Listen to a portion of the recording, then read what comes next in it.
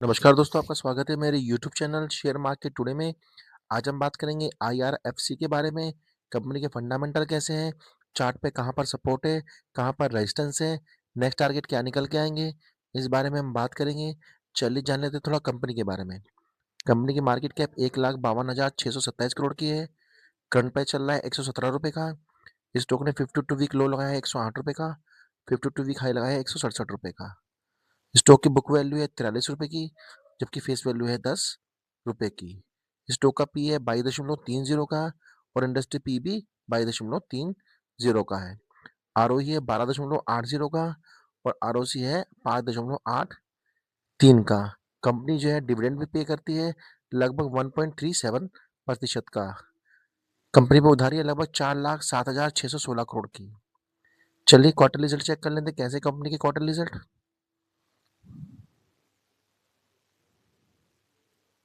देखिए हम आ गए क्वार्टर रिजल्ट पे। चेक करते हैं क्वार्टर रिजल्ट कैसे हैं।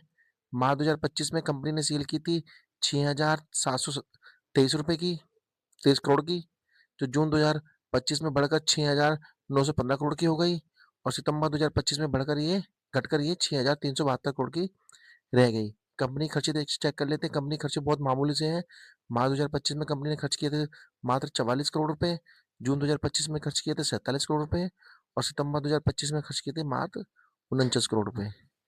देखिए ऑपरेटिंग प्रॉफिट मार्जिन देखिए कितना जबरदस्त है कंपनी का। लगभग 99% जो है हर क्वार्टर में ये कंपलसरी रहा है। नेट प्रॉफिट चेक कर लेते हैं कंपनी का कैसे रहा है नेट प्रॉफिट।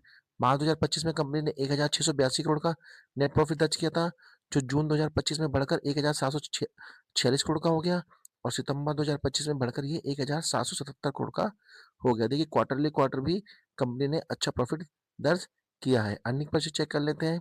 मार्च 2025 में अर्निंग पर शेयर 1.2 का था, जून 2025 में 1.34 का था और सितंबर 2025 में बढ़कर ये 1.36 का हो गया।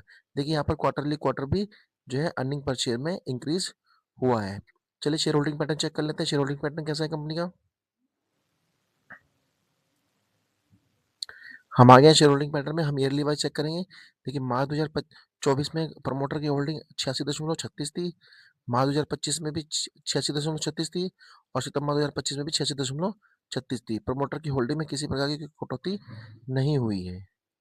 एफएफएस की होल्डिंग चेक कर लेते हैं। मार्च 2024 में एफएफएस की होल्डिंग 1.08 थी, जो मार्च 2025 में घटकर जो है 0.98 की रह गई और सितंबर 2025 में और घटी और 0.97 की रह गई। डीएस की होल्डिंग चेक कर लेते हैं।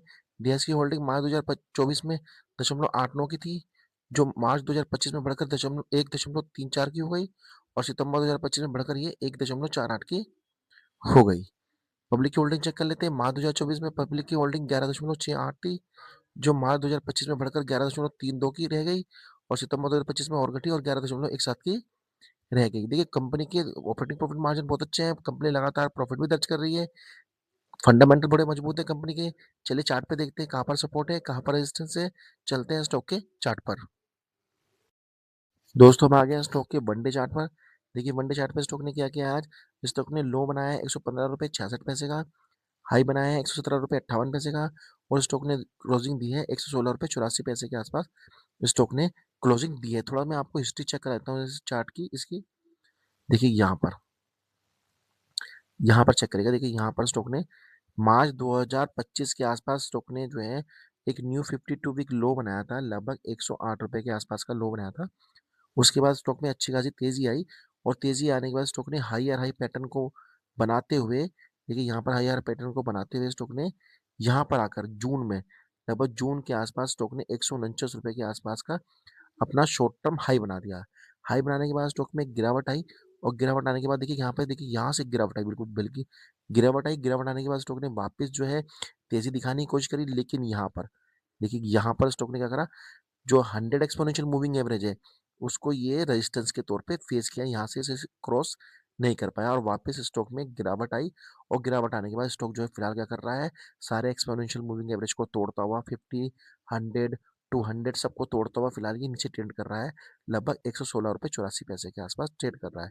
देखिए अब इसमें करना क्या है, देखिए जो ट्रेडर इसके अंदर जो है प्रॉफिट में है वो इस स्टॉक को होल्ड कर सकता है।